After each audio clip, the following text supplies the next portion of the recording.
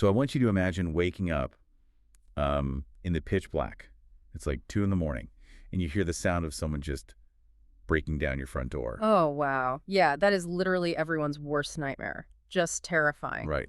And I mean, in a modern courtroom, what happens next is basically a legal nightmare of, varying precedents and different state laws. For sure. It gets incredibly complicated today. Yeah, but thousands of years ago, out in the middle of a harsh desert, this ancient legal code already had a highly specific and honestly a psychologically brilliant answer for exactly what you should do.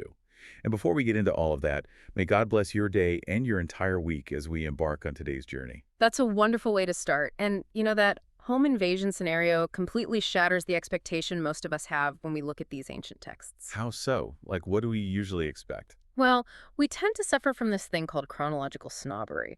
We assume that just because people lived, millennia ago, their laws must have been entirely primitive. Oh, right. Like just brutal and barbaric. Exactly. Or just completely disconnected from any kind of modern psychological nuance. Yeah, which is completely wrong.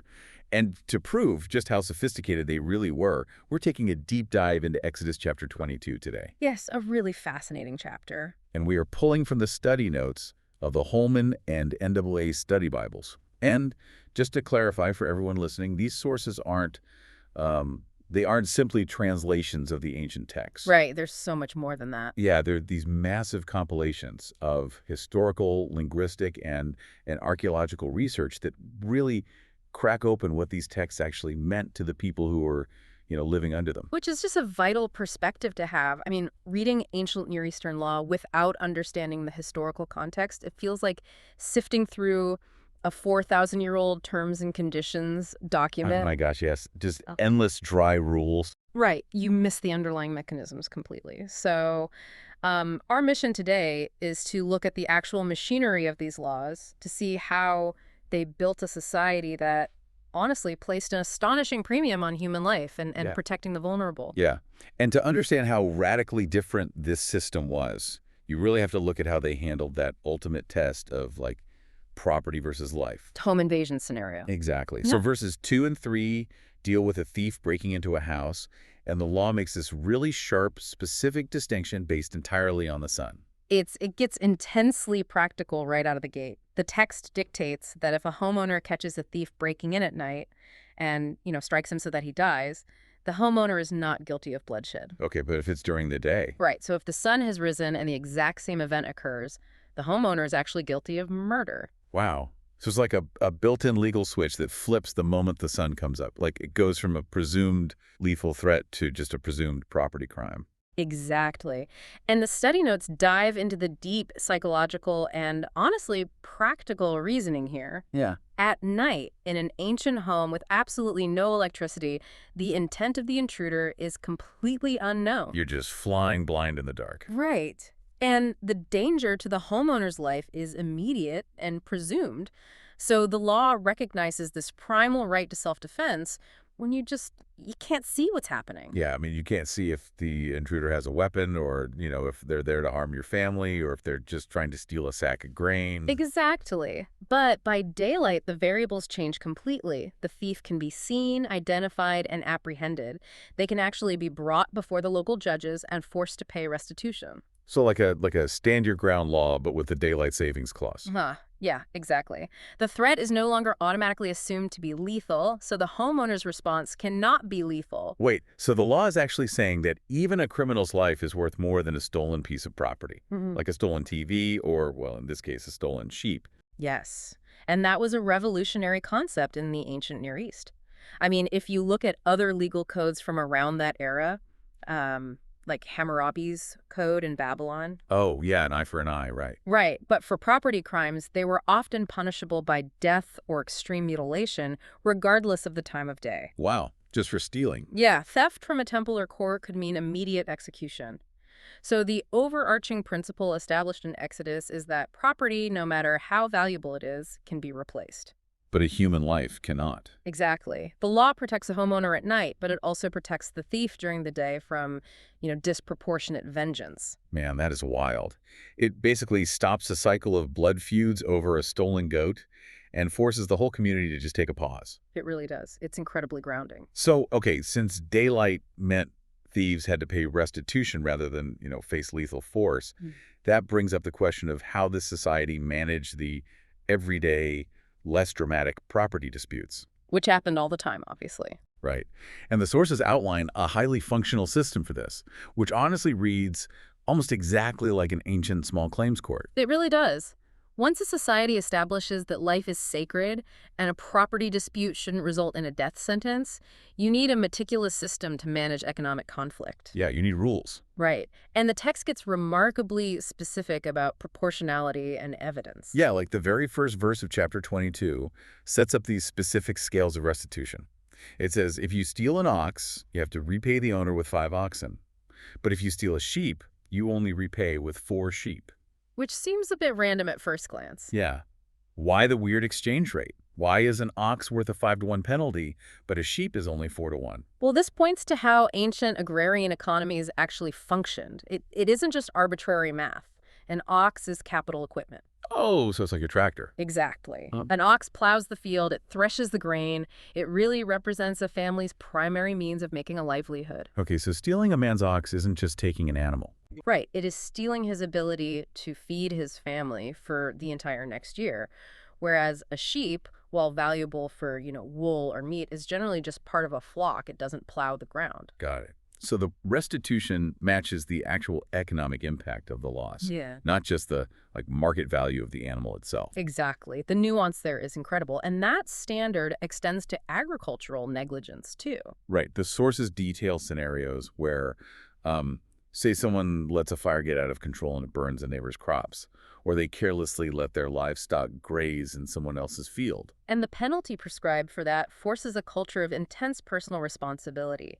If you burn a neighbor's field, you must repay them from the very best of your own field. Oh, wow. So you can't just hand over your, rotten leftover grapes to settle the debt. Nope. You have to feel the sting of the loss yourself by giving up your highest quality produce. That is strict. And then there's another fascinating part of this section involving the ancient laws of bailment, right?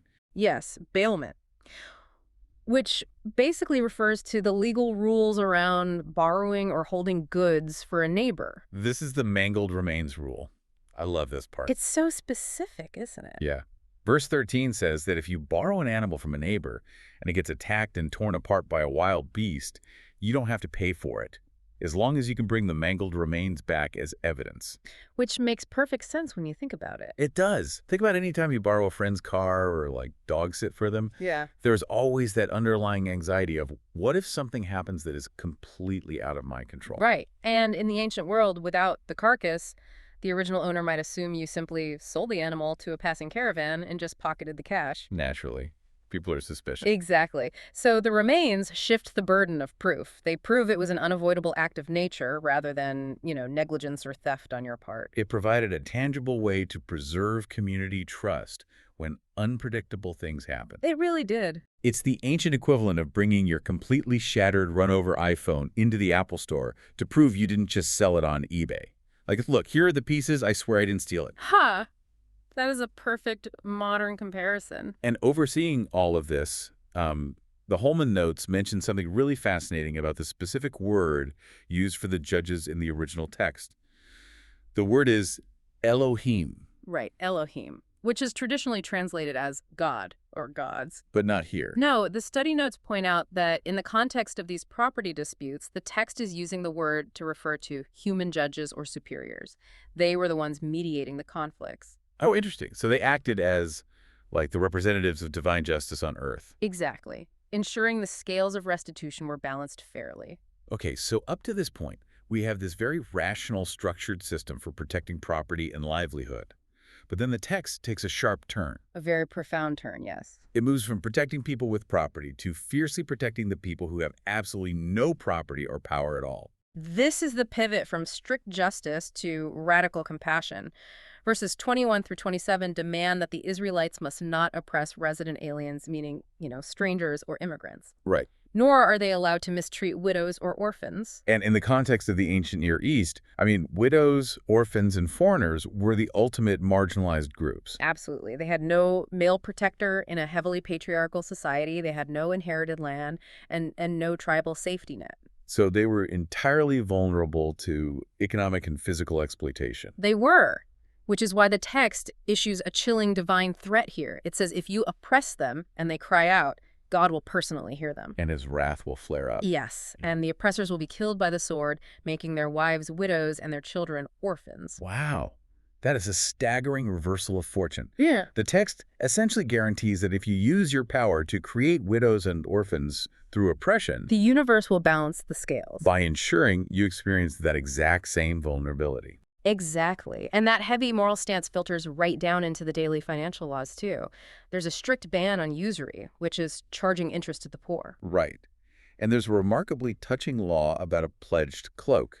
If you take a poor neighbor's cloak as collateral for a loan, you must return it to them by sunset, because it is their only covering for sleep. Think about the physical reality of that transaction. You hold the collateral. By all standard banking rules, that cloak belongs to you until the debt is paid. Right, that's how collateral works. But the law intervenes. It explicitly states that a human being's basic need for warmth overrides your right to hold collateral overnight. But wait, if I'm not allowed to charge interest, and I have to give the collateral back to the guy every single time the sun goes down, why would I ever lend anyone money in this society? Like, that makes zero economic sense. That's a great question, and the study notes clarify this beautifully. We cannot view this through the lens of modern commercial banking. So these aren't like ancient mortgages. Not at all. This was not about funding a startup business or offering a luxury loan for a vacation. This was survival charity. Oh, wow. Survival charity. Yeah. When a neighbor asked for a loan in this context, they were starving. They needed seed to plant or grain to survive the winter. So the incentive to lend wasn't financial profit? No, it was community survival and obedience to God. Charging interest on someone's starvation was viewed as a profound moral failure. Man. And the text repeatedly fuels this mindset by telling them, do not oppress a stranger because you were aliens in the land of Egypt. That phrase is a cosmic empathy machine. It really is. It uses their own historical trauma of slavery as the very engine for their present-day compassion. It forces you, as the listener, to literally put yourself in the shoes of the marginalized. It turns their past suffering into a mandate for current empathy, instead of the all-too-common human reaction of, well, we suffered, so now it's our turn to be on top. Right, exactly. The law dictates we suffered, so we must ensure no one else ever suffers like that under our watch. That is so powerful. Yeah. But to understand the mechanism driving this radical empathy and strict justice, we have to look at the ultimate authority behind these laws. Yes. It isn't just about keeping the peace in the neighborhood. No, it is fundamentally about their spiritual identity. Right. The foundation of this entire legal code is holiness. It is about reflecting the nature of the lawgiver. So the text includes several severe moral laws designed to protect the social and spiritual foundations of the community. Let's talk about the bride price law, because that's a big one. The text states that if a man seduces a virgin who is not pledged to be married, he is required to pay the bride price and marry her. And if her father refuses to give her to him, the man still has to pay the equivalent of the bride price. Right. Now, to modern ears, treating a woman's marriageability as a financial transaction sounds, well, jarring. It does. But the NAA notes explain that in this ancient patriarchal economy, a woman's economic security, her very survival, was tied almost entirely to marriage. So if she lost her virginity outside of marriage, her prospects for a secure future in that society were basically devastated. Precisely. So the law forces the man to provide that financial security, which was often equivalent to years of wages, whether he gets to marry her or not. He broke her social safety net, so he is held financially accountable for the social damage he caused. Yes, he essentially has to buy her a new safety net. Wow. And then the text pivots to absolute zero-tolerance policies for things that threaten the spiritual identity of the community. These are the heavy ones. Yeah, it mandates the death penalty for sorcery, for bestiality, and for sacrificing to any god other than the Lord. And the study notes tie these directly to the idolatrous practices of the neighboring nations. Ancient pagan religions operated on a mechanism of manipulation. What do you mean by manipulation? Well, sorcery was an attempt to control or manipulate the gods for personal gain, like trying to force a deity to provide rain or fertility through magic. Oh, I see. Which directly contradicted the relationship of trust and obedience the Israelites were supposed to have with their God. Exactly. And bestiality wasn't just viewed as a strange taboo. It was seen as a profound corruption of the natural order that threatened their survival. Because it erased the fundamental boundaries of creation. Yes. These acts were perceived as existential threats to the community's unique identity. They were chaotic practices that would unravel the very fabric of the society they were trying to build. And alongside these severe prohibitions, there are strict commands about reverence, like you are not to blaspheme God, nor curse a ruler of your people. There is a clear hierarchy of respect holding the society together. Right, and this reverence culminates in a beautiful, ritualized recognition that everything they have actually belongs to God. The first fruits and the firstborn. Yes, the text commands the dedication of the first fruits of their harvest and the firstborn of their livestock. But even in that sacrifice, there is a fascinating rule about empathy. It says you must leave the newborn animal with its mother for 7 days before offering it on the 8th day. Yeah, why mandate a full week? Like, why not just right away? It demonstrates a theological and psychological respect for life. The text acknowledges the natural maternal bond. Wow, even for an animal. Even for an animal, it refuses to let the act of sacrifice become a mechanical, heartless process. You don't just rip a newborn away the second it drops. It's a constant reminder of stewardship. Like, you don't own the land, you manage it. You don't own the harvest or the livestock. They are gifts. Exactly.